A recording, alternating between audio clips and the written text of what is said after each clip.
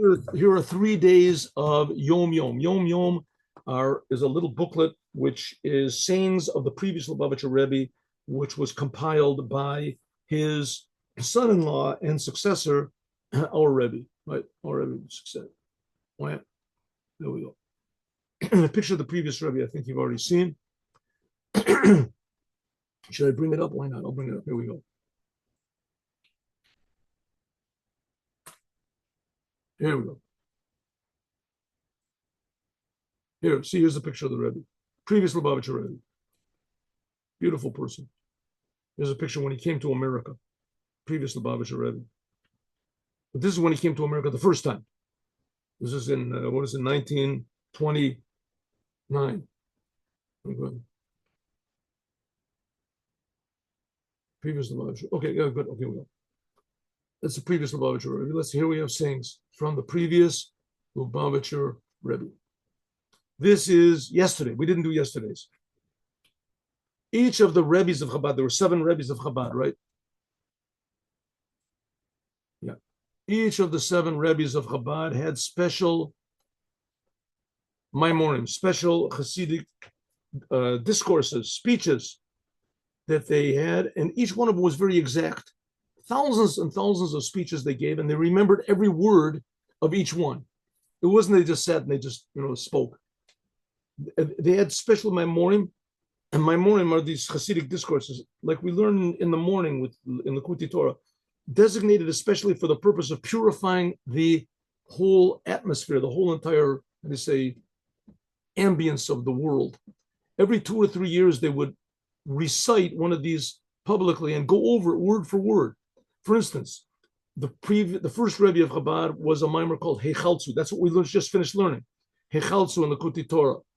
One of the second Rebbe of Chabad was Yafeh Sha'achat. Was talking about, one of the Tzemach Tzedeks was Ma Tov Olecha. This is written in the Kuti Torah. That's in Parshas Balak. Last week. 2 weeks ago. One of my grandfathers was Mikamocha. Mikamocha. It's a long mimer, beautiful mimer talking about God creating the world and how one of my fathers, this is the previous Rebbe speaking, was V'yadat HaYom, which was in Nun Zion, written. Those, in other words, these mimers that they said, they weren't just arbitrary speeches that they gave when they had an inspiration. These were godly words, and every word was exact. And they remembered every word that they said. And each one had its own effect, but some had more of a general effect than others, and those were repeated over and over, these speeches. So what we're learning in the Kuti Torah, these weren't just, beautiful ideas that were written, these were, or even like Shakespearean plays that he sat and he worked a long time and he figured it out, etc. You could forget one line or something. These were revelations of godliness into the world.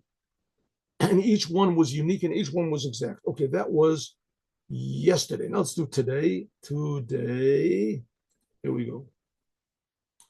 Today, there was a written note found from the third Rebbe of Chabad, and it said that he made a resolution to study the Talmud and halachic laws called Shulchan Aruch 6 hours every night, standing.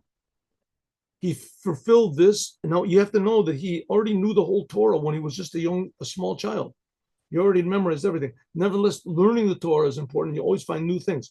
So learning 6 hours, he did this, completed the entire Talmud and the 4 divisions of the Shulchan Aruch, all in depth. He finished it all. Did he finish it in 1 year? It doesn't say exactly how long it took him, but he finished. In other words, he said that he finished it. That's what was written on the paper. A tremendous achievement. I mean, that's thousands and thousands of pages, and who knows, millions of words that he had, the ideas that he had to. Now let us do tomorrow, Shabbat. The unique quality of Moshiach is that Moshiach will be humble, like about Moses. He was humble. What does it mean, humble?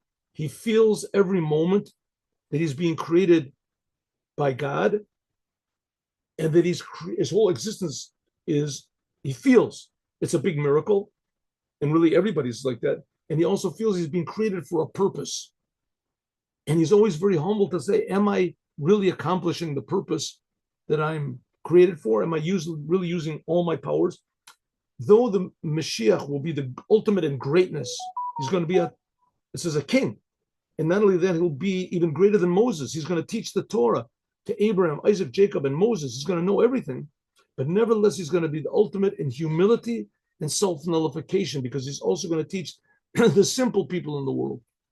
And this, I think, we see by great people all the time. See by great people. I told you some stories of some people, Rabbi Moses Feinstein, and there was the Baba Sali. They dealt with simple people just like the greatest of the great. That's what the Mashiach is going to embody, but in a way we never could imagine. Okay, now 1 minute. Let's go to this. Stop recording.